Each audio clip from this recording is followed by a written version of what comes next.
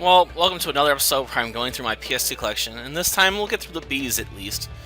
And yes, this is Bakugan Battle Brawlers, a game based on a series I never really watched.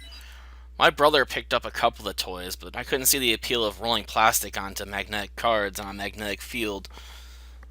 I'm sure there's more to it than that, but I never could get interested in this. It started up way too late for it to really catch my appeal. My childhood nostalgia is more with the older Yu-Gi-Oh generations, which means I pretty much stopped watching after Battle City. So all those newer cards like Pendulum Summons are something new and entirely different to me, but that's a bit of an offshoot, I suppose. Is this game itself any good? Well, I only messed around with the tutorial, and I know it has a lot of mini games involved with battles, but how much strategic depth it has and whatnot, I couldn't really say, because I didn't get far enough into it to really find out if the game gets difficult or if it's just going to be a relatively easy game if you're prepared. Well, this is Baldurs Gate, Dark Alliance. Albeit, I only know Wizards of the Coast basically for card games, not really video games. I don't know if I've seen Snowblind Studios logo pop up before or not either. I've never played this game either, so I honestly couldn't tell you much about it. I think it's more of a action RPG, most likely. That's what I think it is. Help if I played more of these games, right? I've been told the Baldur's Gate games are actually pretty good, or at least the second one is. I don't know if people are very fond of the first one, though. I was hoping I wouldn't have to use the webcam, but despite multiple attempts, I cannot get my copy of Baldur's Gate Dark Alliance 2 to play on my PS2. It doesn't look like it's got that much damage on the back, but sometimes the most minor of scratches can just devastate a game disc. So I'm hoping it's not the laser. I suppose I could ask for another PS2 for my birthday/Christmas, but I don't know if that would really help. I mean, I do have another PS2 in my room that was having sound and audio issues, but even it can't play this. It keeps telling me it's not PS2 format disc, which is obviously crap considering it says PlayStation 2 right on it. So it might just be damaged beyond use at this point. Oh well. Well, this is Barbarian. At least this game works, right? Though I honestly can't tell you much about it besides it's probably some sort of action-adventure type game, I think. And that's on a CD rather than a DVD, which means it's probably a relatively small game, which might mean it's not a particularly long game if I were to play it. I don't know if I'd want to. Ah, there we go. I got the X button, not start. That's weird. Very weird. I have to admit, this one's a bit of an odd one for me, somewhat. I mean, who thought you could make a game about a snarky bard that goes around playing magical songs on a lute? But they did. I never finished this one, actually. I got probably about 70% of the way through it, then stopped. I was heading towards one of the major boss battles, I think, and I couldn't really beat the vines attacking the boat because I was too weak. So if I ever revisit this one, I'll probably play it on normal and then level grind the ever-loving crap out of it. I'll admit, this next one's really, really weird. I've honestly never beat Baroque, and I could not really get past like the first stage or whatever. This game's just so strange and difficult to play that I just don't even know where you begin with it. Now, if you know what you're doing, you can beat it in like a couple of hours. But if you are clueless like I am, you might have to look at a walkthrough and then slowly read through it a couple of times just to make sure you understand what they're telling you to do. Because the game's just so strange when it comes to the character designs. I think the goal to advance the story somewhat, you're going to have to run around picking up items and bringing them back to get identified by other characters to expand your inventory, so you can basically carry on more and better equipment as well as useful items. I mean, that's my best guess. I mean, sometimes you have to die in certain places or against certain enemies in order to advance the story, or sometimes you have to make runs into the dungeon that aren't really going to advance the story at all, except for maybe one little scene. Then you'll have to let yourself die and come back in, watch it again. It's just bizarre how this game works. Like I said, if you know what you're doing, you can beat this quickly. But like me, I'm just not interested in playing this weird roguelike RPG. I'll be up front. I have no love for this game. I tried playing it once, and I tried using Batgirl as my main character, but the game is just really difficult, at least if you're not very good at using combo attacks like I am. Or I should say I'm not. I really suck at doing combo techniques in most fighting games or even brawlers, so basically I'll rely on the most basic attacks and just constantly throw them out, which wouldn't be such a problem if the game didn't constantly put you on a strict time limit for doing everything. I realize that they're trying to defuse bombs and stuff, but sometimes the time limits make absolutely no sense why you have to get your butt in gear so much. It just ruins the game for me. Not to mention, this is a villain that's entirely made up just for this game, to my knowledge. Maybe he appears in some of the comics or something, but he was never in the animated series, and that's where this game seems to most heavily borrow its visuals from. I just don't know why everything had to be on such a strict time limit. It just killed this game for me. I'll be up front. I've never actually tried this game. Yes, this is Batman Vengeance, I believe. Yes. I wonder what it sounded like in French. What would a French Batman sound like? Don't bother saving. Guess we can just be 3 letters for a name. Wow. Well, I can't watch any cinematics since I haven't played the game before. So what kind of game is this? I don't want to save, just play the game. I mean, I don't think it's going to be anything jaw-dropping. A clock, eh? Come on. Get to the point. I don't have time to listen to a clock all day long.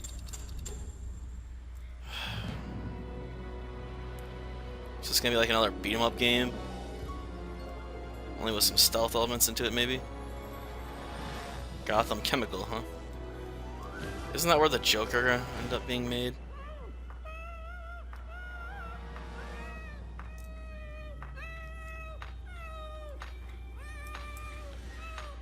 Jeez. Oh. A palm?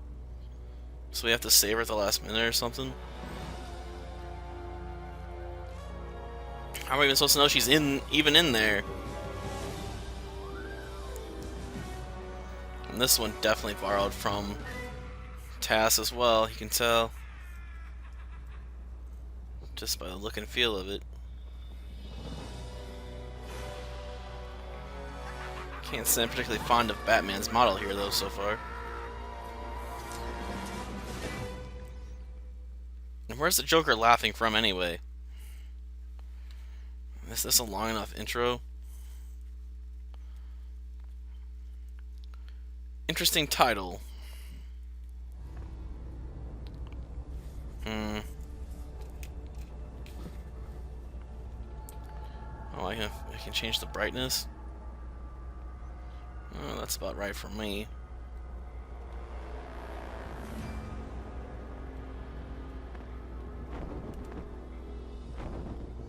Oh, we can like do a percent jump.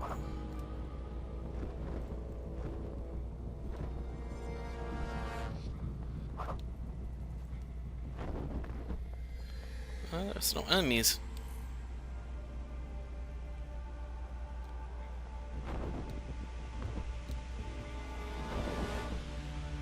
Okay.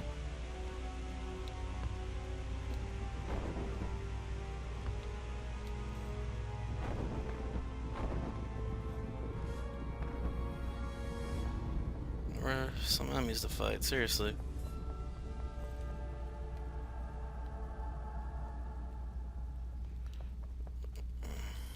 Wow, got to a wall. Seriously?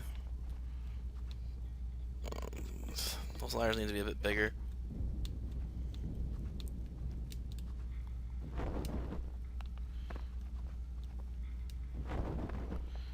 And seriously, there's no enemies yet? Still? Well, I can hear the girl screaming.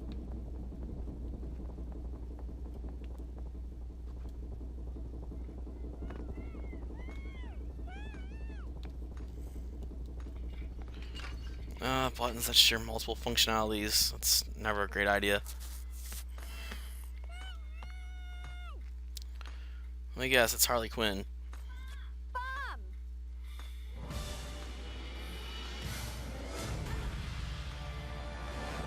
Let me pick you up and carry you slowly away, madam.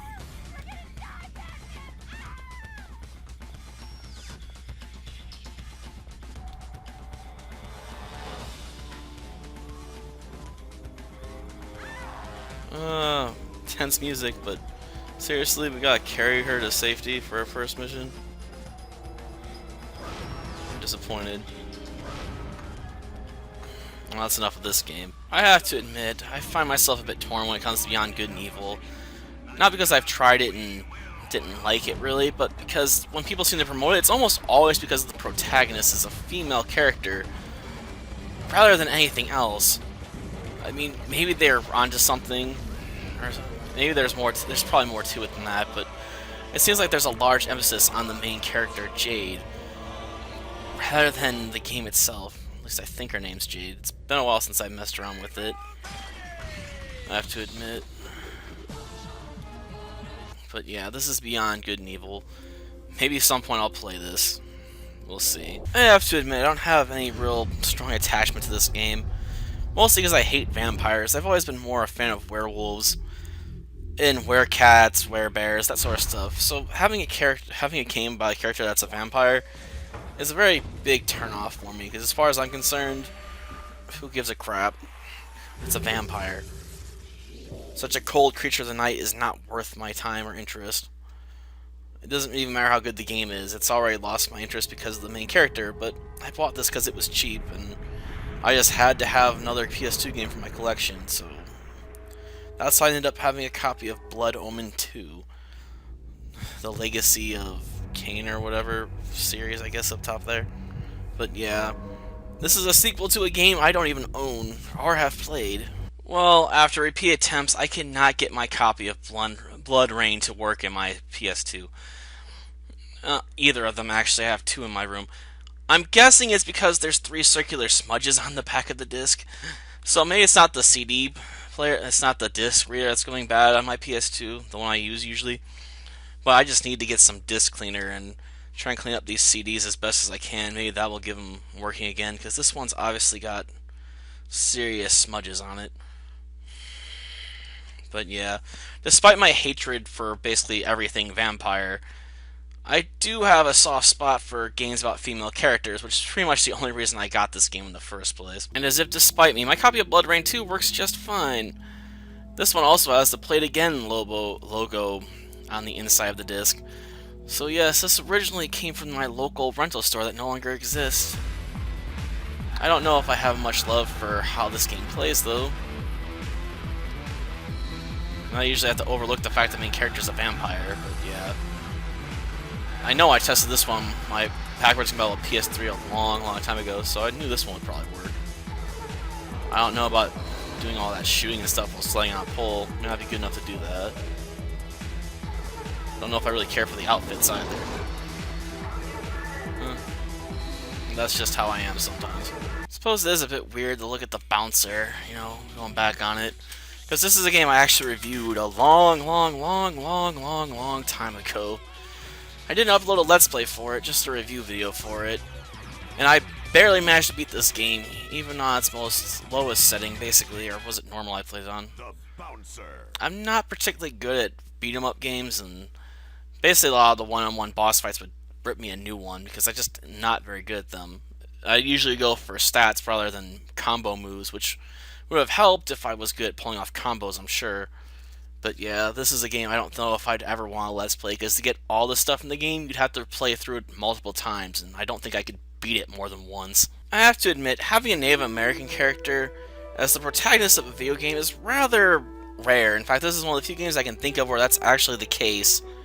The only other one I can think of somewhat is an RPG Maker game that I never actually downloaded, I don't think. Or if I did, it's still sitting on my computer somewhere, and it's never been unzipped.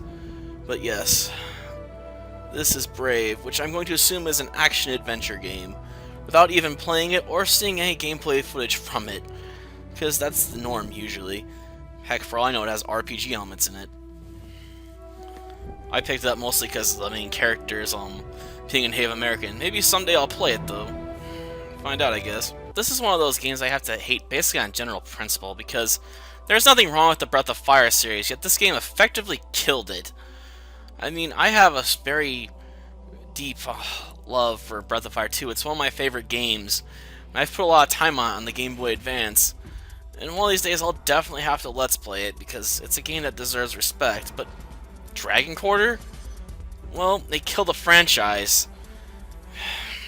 Or I guess Capcom will always bring it back, but they probably won't, based on the sales of this game, which I have to admit is a real oddity, considering it's some sort of dungeon crawler / explorer where as the more you use your dragon powers, the faster you die. Meaning they're powers you don't even want to use if you can help it. There are cheap ways of beating it, but basically you're almost expected to die multiple times, so you then have to replay the game, or you have to make very good use of traps, from what I've been told. And I don't know if I'd honestly want to do that. But yes, as soon as you gain your dragon powers, you're basically fighting against the clock.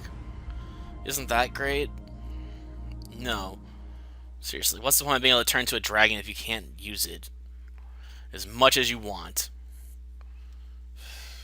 I mean, yes, it was limited even in the old games. Like Breath of Fire 2, you lose all your MP when you used your dragon abilities. But I can always regenerate MP with items, but the game's over if you use your power too much and you run out of power to utilize for it or something. That's just nonsense. Oh well. I don't think I'll ever really play this one. It's just something I have because it has the Breath of Fire label on it. Well, thankfully this is the last game in my collection with B in the title. And probably this is going to definitely be the last game I talk about at all, because I gotta get work done on Wild Arms tonight and get some other stuff recorded, or at least one RPG Maker game recorded. And no, I don't have any idea who Red Entertainment is. Taito I've heard of, but Red Entertainment, no. I'm not sure how to pronounce the title of this game. And based on the design stuff, I'm going to assume this is like some sort of hack and slash game. Probably. Here comes our hero, I guess. Show us how it's done. With your typical anime style hair. Oh, and dual wielding. Yeah. No, instead of looking all fancy, just get down to fighting. Seriously. Oh, the game just starts? Yeah, it is a hack and slash game. There's not even a title screen for this game. Weird.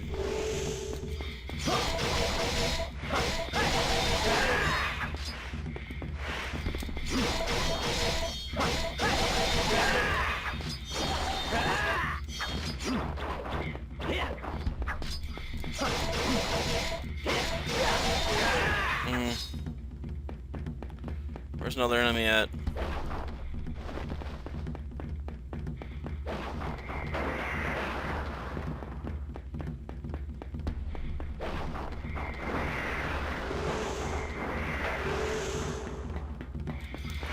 Yeah,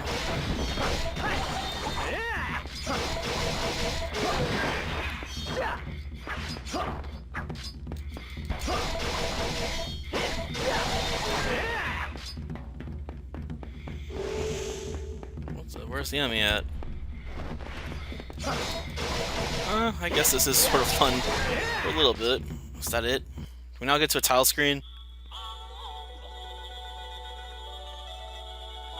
Seriously. Oh. Is that for my actual performance? No, I don't think so. There we go, there's the title. Shortly there.